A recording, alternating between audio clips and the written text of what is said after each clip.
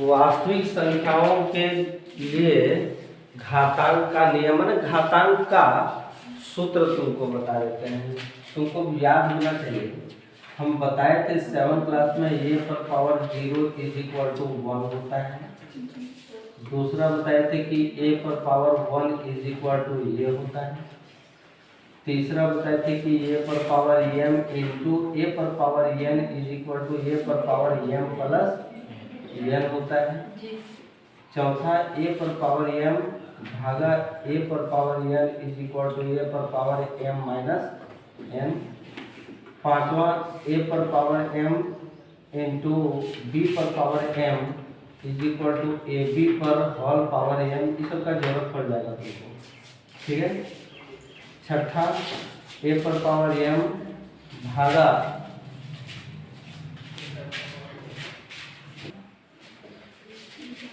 a पर power m भागा b पर power m is equal to a बटे b पर होल पावर m।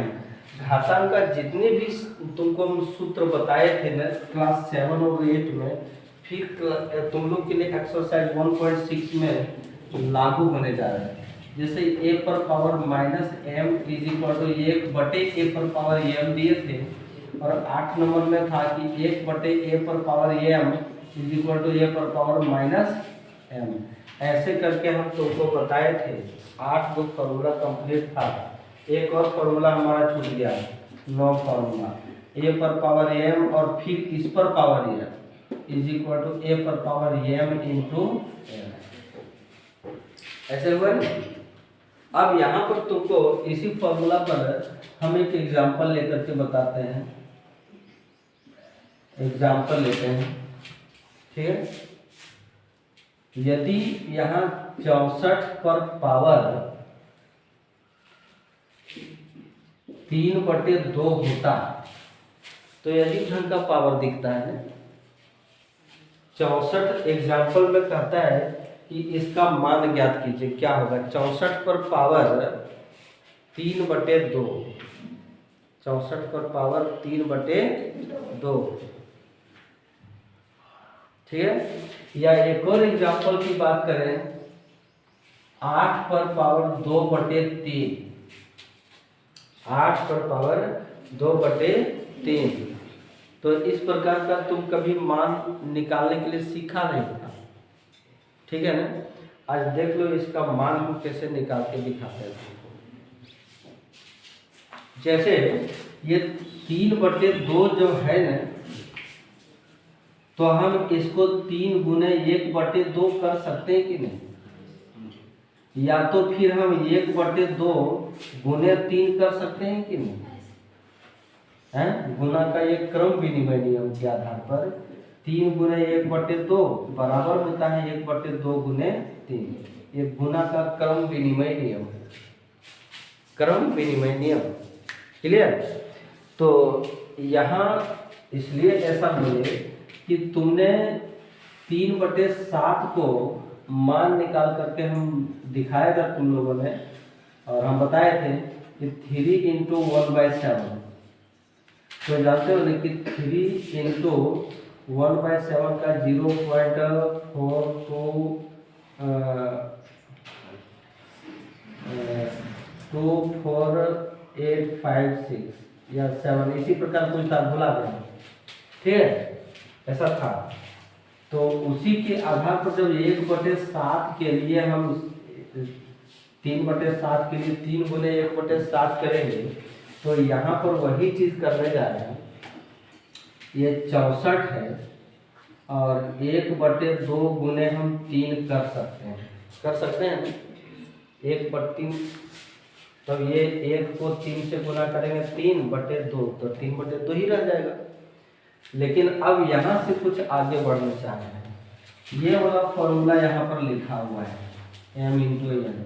ये मान लो ये है और ये m है और ये n है, तो ये पर पावर m इंटू n।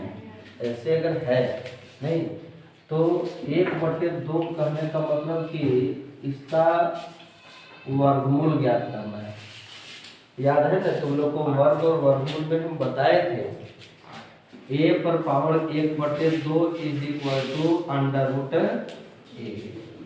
मतलब कि यहाँ जो संख्या है उसका अभाज्य गुणनखंड करेंगे तो दो दो का जोड़ा लगाएंगे। ठीक है। फिर बताए थे कि ए पर पावर 1/3 यानी घन मूल ऑफ ए, माने इस संख्या का अभाज्य गुणनखंड करने पर 3 का जोड़ा लगाएंगे। ए पर पावर 1/5 यानी 5वां मूल ऑफ ए का अभाज्य गुणनखंड करेंगे तो कितने का जोड़ा लगाएंगे? 5 का जोड़ा लगाएंगे। नियम यही था। जब तुमको वर्ग और वर्गमूल हम बता रहे थे उस समय इसको हम एक्सप्लेन किए थे, ठीक है ना। तो वहां भी वही चीज आ गया, 64 पर 1/2 फिर पावर 3 करना है। मतलब कि ये वाला जो फॉर्मूला है वो इसी पर आधारित है। तब क्या हो गया कि 64 पर पावर 1/2 और फिर इस पर पावर 3। हम यहाँ से यहाँ पहुंच गए। आए हैं ना? समझ में आ रहा है तुम लोग को?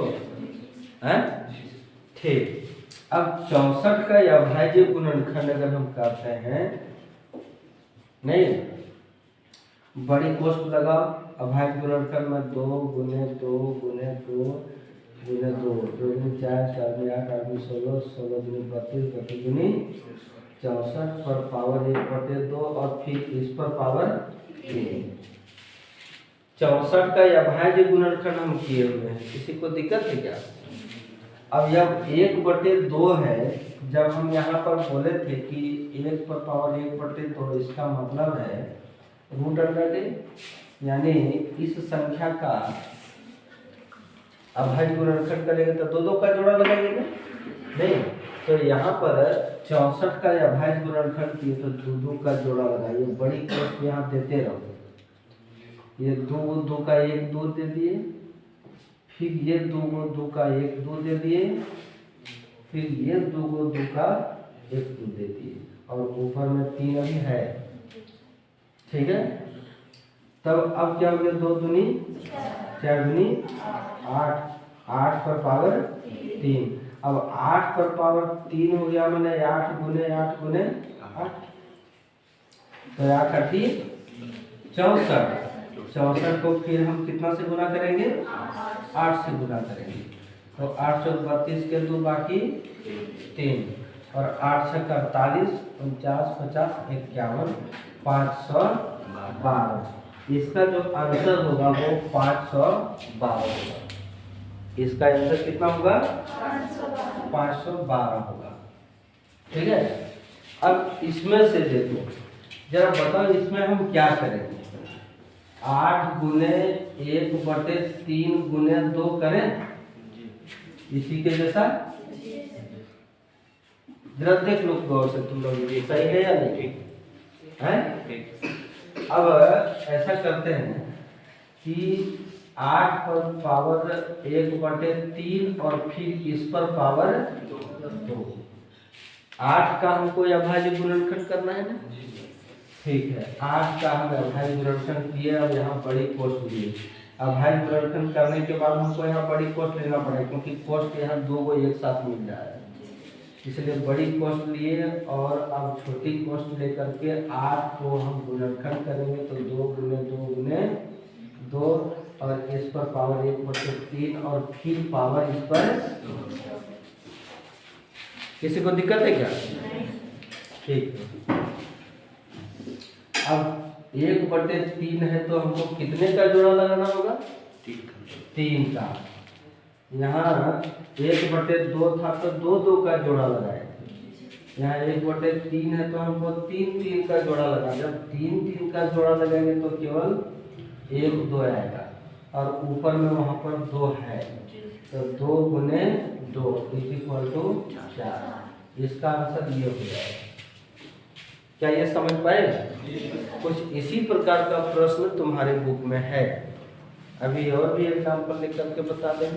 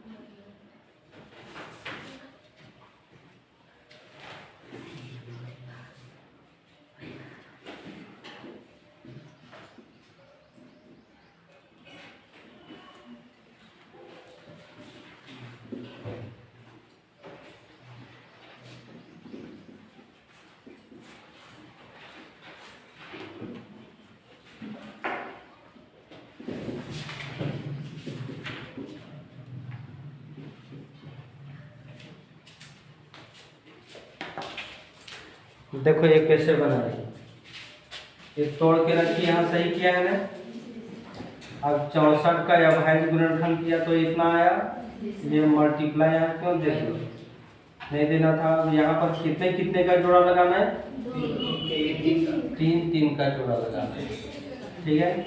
तो ये 2 3 को 2 का 1 2 और फिर 3 को 2 का 1 2 लिखी, यहाँ पर स्क्वायर देना भूल गए, तो 2 दूनी 4 का स्क्वायर 4 चौके 16। क्लियर।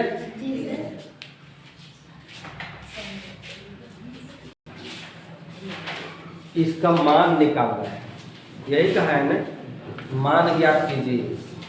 125 पर पावर -1/3। तुमको अभी अभी एक फॉर्मूला लिखाए थे, a पर power -m is equal to 1/a पर पावर m। क्या ये है तुम्हारे पास, है ना। चलो, तो क्या यहाँ पर वो चीज़ लागू नहीं होगा, 1/125 पर पावर 1/3। इसके अनुसार माइनस के बदले 1 आया और बटा में a पर पावर m हो गया। इस माइनस के बदले 1 आया, फिर ये 125 पर पावर 1/3 हो गया। अब 1/3 हो गया, इसका मतलब क्या है कि 125 का अभाज्य गुणनखंड करेंगे तो 3 3 का जोड़ा लगाना पड़ेगा, नहीं तो 125 का अभाज्य गुणनखंड करेंगे 5 × 5 × 5 और फिर पावर 1/3। तो 1/3 को 5 का हम 1 5 कर दिए। या तो आंसर यहाँ पर होगा, या तो अगर तुमको एक फॉर्मूला लिखाए थे कि a पर पावर a 1/a पर पावर m, तो इसको a पर पावर -m, ये दोनों फॉर्मूला हम तुमको लिखाए हैं, जो कि दोनों एक दूसरे से मिलता है ना। तो इसको, इस पर पावर अगर 1 हो तो 5 पर पावर -1 होगा। आंसर यहाँ भी हो सकता है, आंसर यहाँ भी हो सकता है, जहाँ भी लिखोगे वो दोनों आंसर ये, ठीक है।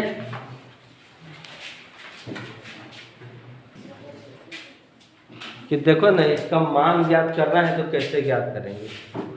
तुमको नहीं फॉर्मूला लिखा है कि a पर पावर m, ठीक है, भागा a पर पावर m, a पर पावर m -n, इसी को a पर पावर m भागा a पर पावर n लिख सकते हैं। भागा है तो नीचे पता होगा कि नहीं, तो a पर पावर m -n होगा कि नहीं।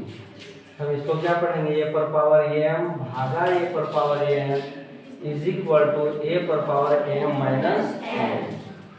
जो नहीं बोल पाते हो वो बोल लेना, मुंह छुपाओगे तो बस छुपले रह जाएगा। a पर पावर m भागा a पर पावर n, दोनों का कहने का मतलब एक ही है। अब वही चीज यहाँ पर है, a पर पावर m बटे a पर power n is equal to a पर पावर m -n। n की जगह पर हम 4 लिखेंगे ना, तो 11 और यहाँ पर लघुत्तम 4, तो यहाँ 4 करो और यहाँ 1 करो। 4 यहाँ कैसे होगा, 2 ही ना होगा, है ना। तो 11 2 में 1 जगह पे 1 पर पावर 4, आंसर यहीं पर बन गया।